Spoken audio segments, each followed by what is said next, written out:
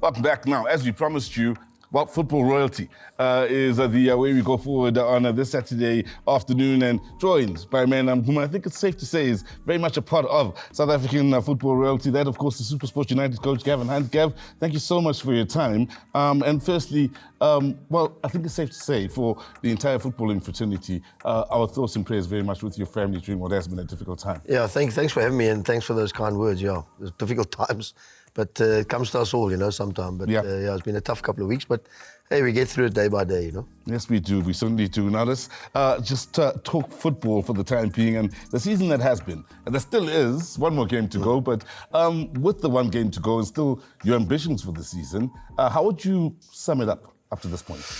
Well, I mean, from a personal point of view, obviously I'm never happy finishing where we're going to finish, fourth, fifth, sixth or something. Yeah. But, if you understand and watch football and see what the team has done this year, it's been like an evolution, totally, 360 from the team that we had. And a lot of players have come in and a lot of players left us, and it's been pretty much building a team as we're going along. And for me personally, I don't think it's not a bad season, We haven't won anything, we haven't been in contention.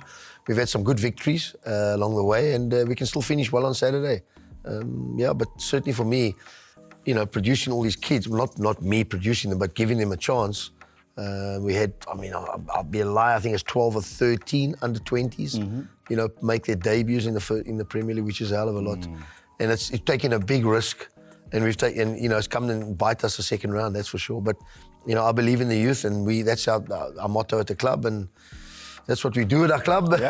Yeah. We got to do the financial constraints. We obviously got to try and do the best we can, and a lot of these kids will move on to bigger and better things, that's for sure.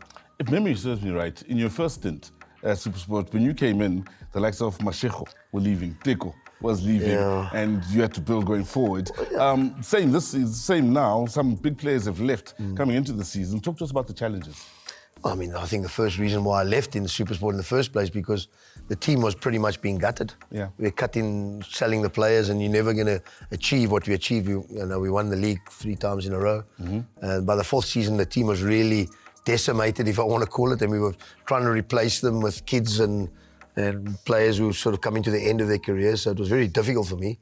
And obviously, that was one of the reasons why we left. I went to a different project, which was Bidvest Wits, which was obviously they wanted to win the league, and that's obviously suited me. And we won it after 3-4 years. Yeah.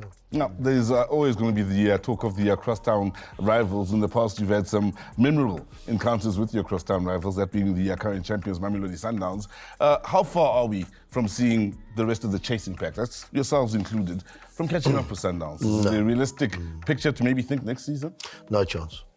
I don't think in your lifetime, I don't think in my lifetime that we can ever, I don't think Chiefs or Pirates or anybody can win the league again. Not to their power, not to their financial clout.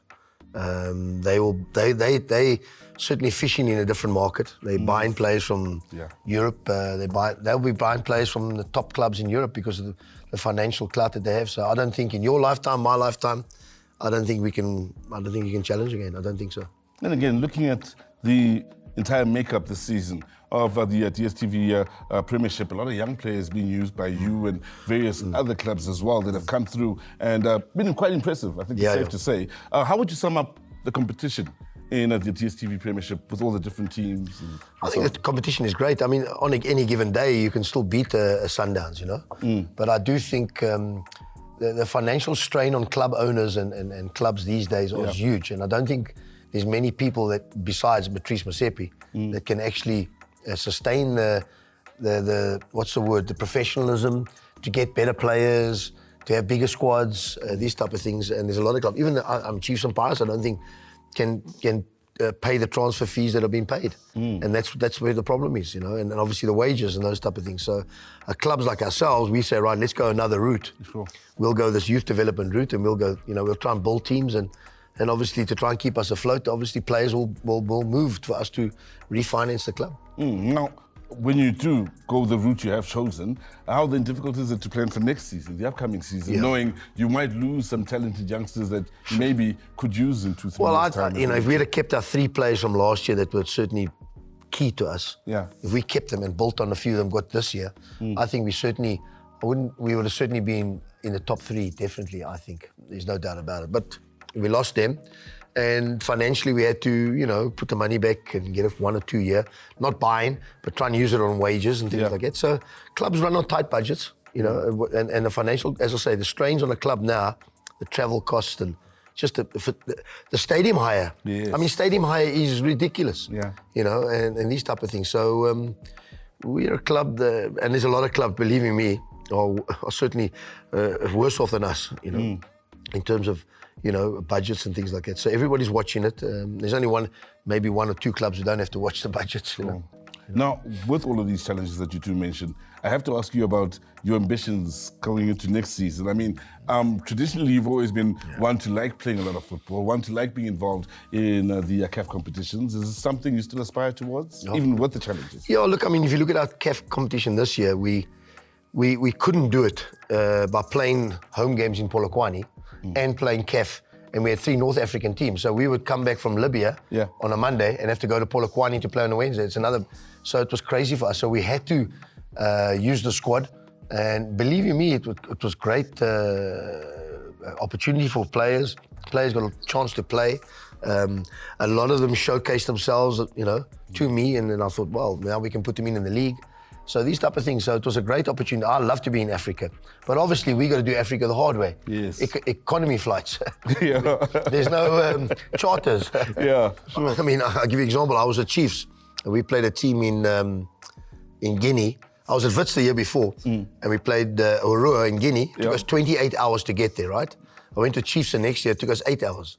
Yeah, big difference. Why? We went to the charter. Yes. So, I mean, if you can do... So Sundowns, who have got the luxury to go charter, they'll go charter. So if you can go in Africa and in and out, it's otherwise you got to go via Dubai, and then you go in 9 hours, 4-hour stopover, 10-hour flight to Guinea, and then back all the way around again, So. Yeah, makes sense. Now, we have to ask you, and I have to ask, we wonder all the time, when does the planning for the new season start? Is it something that's continuously in motion as you're working for this year, you're already thinking about next season, or is there a stop-start to your planning? So I'm pretty much thinking about next year already. We haven't started the season coming up. Sure. So I'm already on 2026. Yeah. So we'll look at a player at 16, 17. Can we give him his debut now? Can he... What is his progress? And we're looking at when he'll sort of be peaking, sort of 19, 20, or not peaking, but coming into, he should have had enough games by then. So we are generally working 8 to 10 months ahead of us all the time. Yeah. So next year, still looking to stay in Africa? Still looking to compete? Well, Saturday will determine if we can come top 4, if we win. And obviously, we can need a few teams to help us. But if we can win on Saturday, which will be a big top... They're obviously fighting for a Champions League spot. Sure, everybody else. We've really stuffed it up. We should have been well clear in there already. But we still got a chance. You never know. We never know with these things. I have to ask you your thoughts on the year 2024 as SuperSport United. Just the year 2024 post AFCON. Your thoughts on it? And I just think it caught up to us. The travelling with such a small squad, such a young squad. When you got more experienced players, you can get away with it.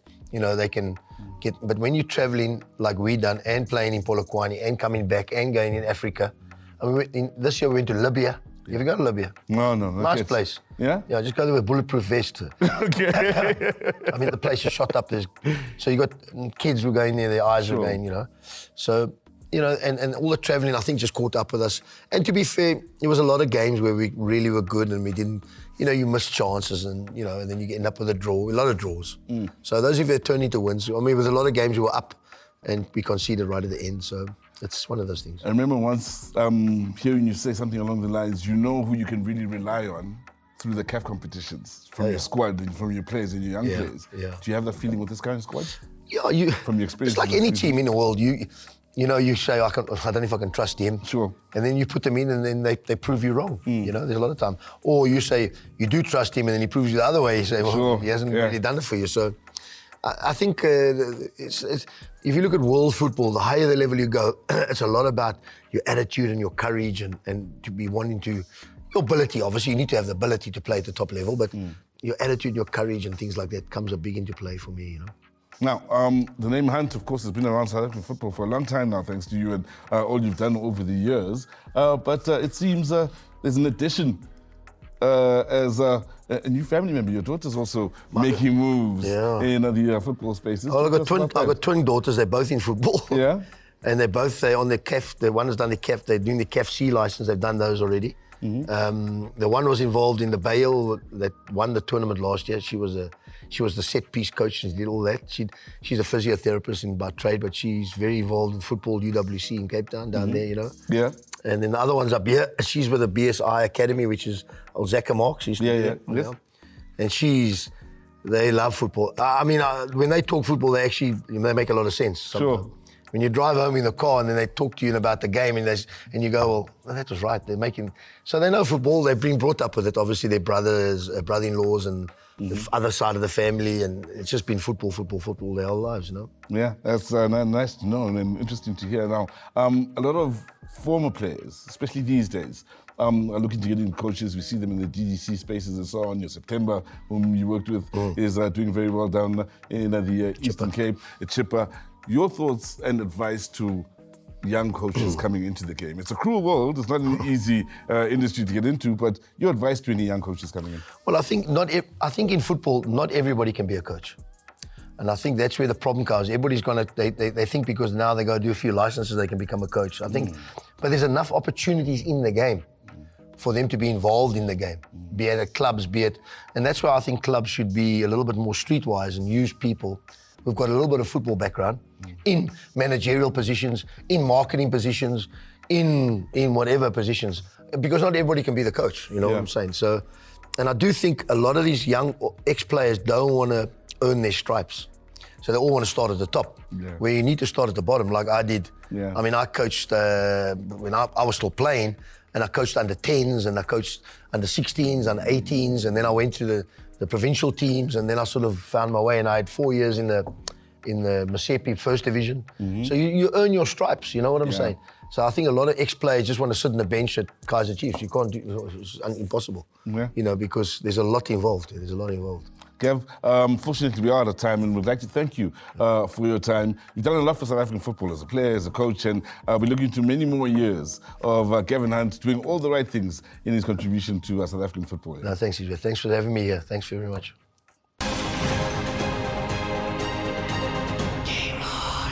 Well, time certainly flies when you're having fun. And firstly, we salute Manchester City and congratulate them on being crowned champions of England. Also, we'd like to take the time to thank Gavin Hunt for joining us, not forgetting Shane McGregor as well as, Jerry Skosana. Thank you at home as well for taking the time to join me, Sizwe Mapena, and the rest of the team that is behind the scenes. And we sign out the only way we know how to on Game 1. Click, click, bang.